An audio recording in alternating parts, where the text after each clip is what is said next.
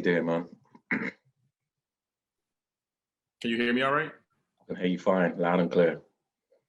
You hear me? See me? All good? Yeah, you're good, but I'm having, it's telling me that my internet is unstable. I think everything's cool, and if it's cool on my end, it's cool on your end, then we're all good. But I just wanted to throw that out there. I might have to move locations if it doesn't work. All right, man, do what you gotta do. How you doing, man? So yeah, I'm out here maintaining, man. 2021 is interesting so far. You know, it's I'm feeling good though. How about yourself? It's 10 p.m. over there. It's crazy to me. Yeah, man. Yeah, 10 p.m. man, evening time. What's 2? Yeah, you're in Bay Area, yeah? Oakland? Yeah, I'm in Oakland. Yeah. Yeah. Old town. I actually had to set a reminder on I had to plug London into my time zone so I wouldn't fuck this up. Cool, man. I just double checked that it was the time and all that. So, because it's happened before, man. You know what I'm saying? But yeah, man, I'm sure the entheogenic communications lined it up as well, man. Yeah. I rarely write anything down, but I put this in the calendar. So like I said, I appreciate your time. I look forward to whatever comes of this. Yeah, man, me too, man. So I think I shared with you and in general what the program is. There's no format, there's no structure. We just flow organically and just see how it goes. Yeah, there's a few things, that I'm sure will come out of this. Yeah. The main thing is that this is Talking Slop, bro. As you know, Talking Slop, aka talking shit. You know the slop. You Go on.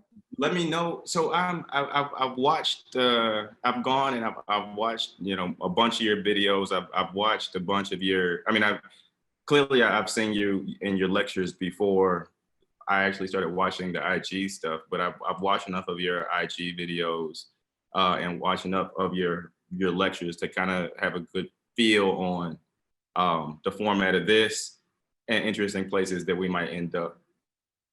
Yeah, man. Yeah, we're just gonna dive into the slop. That comes out of the funk, my passion and love for the funk. The cosmic slop.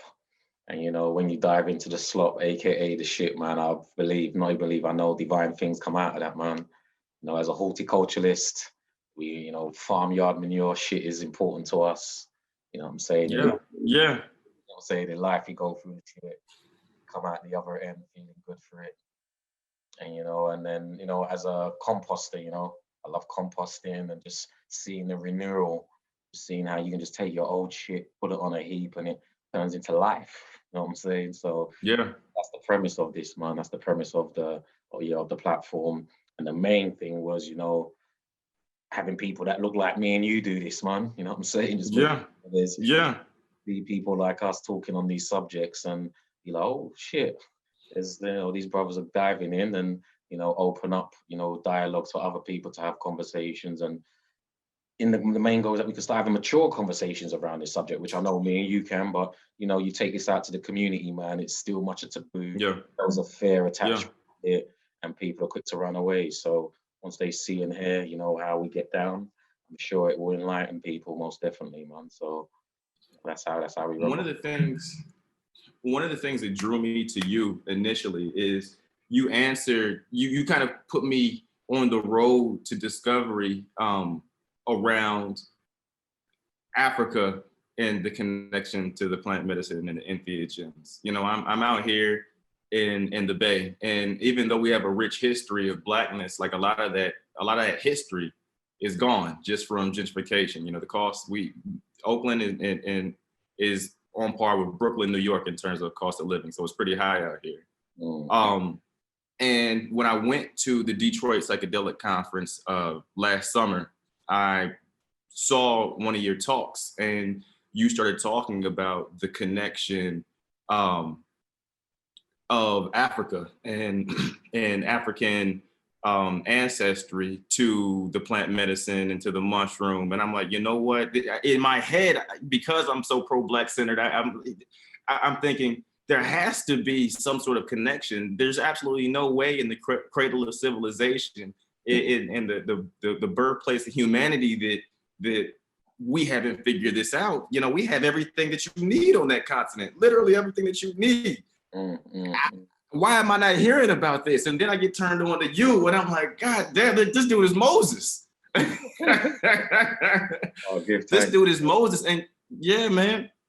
Yeah, big up, big up. Well, then I got to give credit where credit is due, man. You know, the elder Kalindi, that's why he would have been at the conference based on the spores that he led and spread and put out there, man. That was the same way I felt, man. I was like, oh shit, there's a brother who's putting A, B, and C together and taking you to the end of the alphabet and back again. And again, I was privy to his work. I was actually privy to his work, you know, from the martial arts perspective back in the days, but not tying all of this together. And, you know, me, I'm interested in our story, our history for decades now, man. And, you know, but had never put the connections together. So, you know, a lot of it is just based on my foundations, man. You know, like, yeah, I'm privy to this stuff, you know, as far as our story and who we are and where we're from. But as far as the role that these plant medicines played, I was naive to it all, man. And I've spent the last 10 years just diving in, bro, man. It all just adds up, makes more sense than ever. And it gives me the fuel to then say, let me just spread the spores, man, and get it out there. And it was the elder Kalindi. Because I used to just feed him the information. I was doing the research at home. I was like, bro, next time you do, you know, this might be useful. Stuff that you've shared, I've gone and done a bit more research here. And what do you think of it? And he got to the point where you need to come to Detroit, man. And I was at the very first I was able to physically attend the very first Detroit conference and, you know, pay homage to the foundations that he laid, man. That's what it was really about. And I want to continue doing that, man. There's nothing else to do. It's amazing how the mycelial people do, like you say, they spread it wasn't, you froze, are you good? I'm good, you froze too, man. All right, cool. Like, it is amazing. So I was not that privy to Kalindi and his work until literally a few months before he died. And he came out to Oakland, and I saw him in person at he did something for, I don't know if you heard, they got a mushroom church out here in Oakland. No. Yo, in Oakland, we have a mushroom church. It's a church, there's a brick and mortar. You walk in, you can buy your mushrooms, you can buy your chocolates, you can buy your micro doses, like on site. We have that out there. So the guy that ran the mushroom church, his name is Pastor Dave. He brought Kalindi out, and I saw him there, sold out event. And I'm like, okay, Black man. And he put me on to, he showed me that there was an African connection, but I don't think that his presentation was made necessarily for us. He made a presentation the next day at the offices of Decriminalize Nature that I missed, that got deep into the African connection to the mushrooms. But because of that, because of Kalindi, I was brought to Mama Ayana, and then Oye, and then you indirectly through them. And it's just like, I feel like Kalindi has these babies that he doesn't even know about, you know, like his myco babies that he doesn't even know about. I hear about people who says, oh yeah, I met him in Atlanta and he gave me a liquid culture and now I'm growing. Or, oh yeah, I met him in this and that place and now I'm growing. But I actually have an interesting question for you. So you said you've been doing this for 10 years. And I know that there's been a ton of movement in the last 2 in this space. I'm wondering, like, how the landscape has changed specifically for Black people in the entheogenic space over the last 10 years, in your opinion, because as far as I'm concerned, you're an OG in this space. Yeah, man. Well, I've definitely seen a transition take place. You know, if we go back to 10 years ago, I was basically a punter in the audience, man, you know, just trying to gain the knowledge. And it just lined up where when I was physically talking to Kalindi, he was in Detroit, and, you know, we got to touch base about, you know, my experiences and where I was at and what I was trying to do. He was like, well, look, I'm coming to England, you know, in a few weeks' time, because that was the very first breaking convention that was taking place. And that's now the largest conference in Europe, basically, you know, for psychedelics. But just to say that at that time when I attended, you know, it wasn't in London. You know, London's the capital. That's where you're going to find the most diverse community. That's where you're going to find most of our people are at. But it was outside of London nonetheless. But either way, bro, I was the only brother in the audience, man. Out of, you know, like a few hundred people that were there, I was the only brother in the audience. And out of all the people talking on the stage, Kalindi was the only person on stage, you know what I'm saying, over the weekend. Yeah. And I'm saying that to say 10 years later, bro, like when we done the last conference, you look in the audience, you know, we was like 30% of the audience. You know what I'm saying? It was like, no, we were more than 30. We was like, yo, it was super black in there. Yeah. So I'm talking about in the UK now. And then when we've traveled to the Netherlands, we've done stuff in Germany, we've done stuff in Prague. Like that in itself was just testimony to the foundations that we were laying. And what I've gathered is it's like the mother hen thing, man. It's like the brother baked the cake, you know what I'm saying? I threw in a few ingredients here and there, but then after a while, you know, people wanted to taste the bread, man. They wanted to taste the bread. And once one person tastes the bread, they're telling another. And 10 years later, like, yeah, there's definitely traction, man. There's been development in this. There's still a lot of work to do, man, at the end of the day, you know what I'm saying? But I could definitely say, you know, up until just now, man, the phone calls that I get, the emails that come through, you know, people just picking up slowly but surely, whether they're old school folks that were in the conscious Pan-African community that are tapping in, or those that are just, you know, just brand new to this and be like, look, I just typed in, I wanted to find black psychonauts, black psychedelic people, and your name, Kalindi's name. There's a handful of you out there talking this. So the algorithms are working, man. You know what I'm saying? The algorithms are working. And the technology has allowed us to get out there more than ever. So I guess when Kalindi was first laying this down, bro, there weren't no internet, man. He was doing this over 30 years ago, from my understanding. Wow. And, you know, that was just through word of mouth and flyers, I guess, that he was able to do what he does. So when he first came here and killed the conference, man, that breaking convention, he smashed it, bro. You know what I'm saying? Everybody in the building knew who he was by the end of it. And I was like, bro, you are not out here in my territory by yourself again. You know what I'm saying? I'm not you going at it, you know, and I'm just going to be that wingman. I'm going to be the guy that's just watching back, looking left and right, making sure no one messes with you, man. That's how I felt. And then slowly but surely, it's like, yeah, man, it's time for you to stand up and be heard, man. So that's kind of how it all happened, man. That was just like a couple of years later after that. So what did Kalindi do during that breaking convention that like shut shit down? Oh man, so one, he presented, you know, so the funny thing was he had a presentation, and you know, at the breaking conference, you only get about 20 to 30 minutes to do your thing, you know, like that's what everybody gets.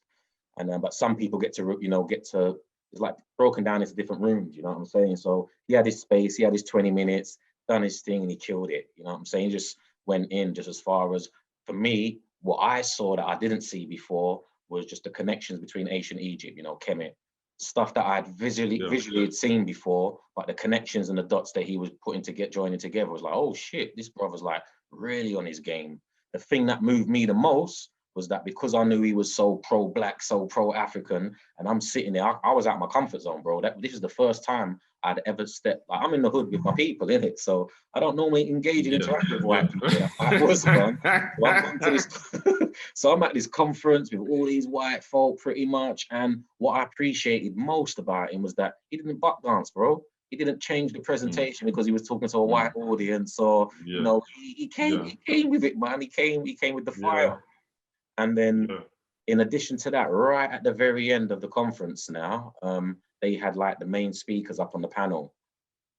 These were like MAPS, you know, Imperial College, all the top wigs, you know, doctors and scientists, basically, you know, congratulating themselves for an amazing weekend and, you know, the future and all the rest of it. And just to keep it short, man, you know, one of the main guys, I'm not going to name him right now and out him, but he was standing on the stage. He's like, this feels really good, you know, this is the first time in Europe we're doing something like this. Just imagine the future of psychedelics, you know, you're seeing the future here on the stage. And in the future... I already know where this is going. Go ahead. I already know. You know what I'm saying? You're going to be coming to our clinics, coming to our spaces, and we're going to be the ones, you know, holding this, man. And, you know, and there was many other people that felt uncomfortable about some of the statements that were being made, you know what I'm saying? And I was sitting right next to the brother. He was to my right.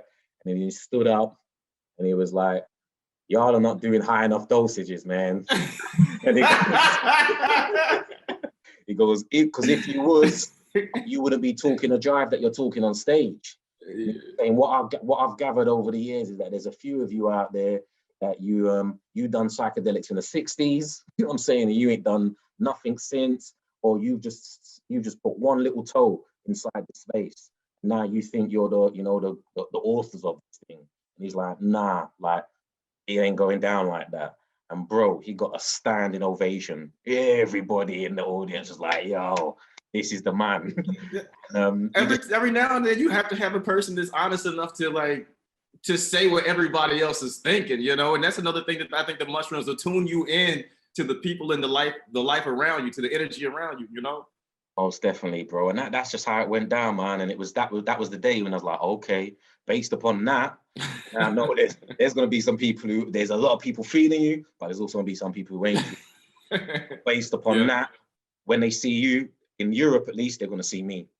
Hopefully we can get some others, and they're going to see that there's more of us who feel this way and can represent, because like you said, we're the cradle of civilization, bro. So the fact that we were the first people to take psychedelics and to start mapping out and navigating these spaces and places, why are we not getting a look in? Why are we not invited around the table? You know what I'm saying? Why are we not given the opportunities to do what we do? And what I understood is that we're not waiting for anybody to give us the opportunity, man. We're going to go and take it, do what we got. They've never given us an opportunity in anything. We always had to take it. So that was the catalyst, bro. That was the spark, man. That was a true spark.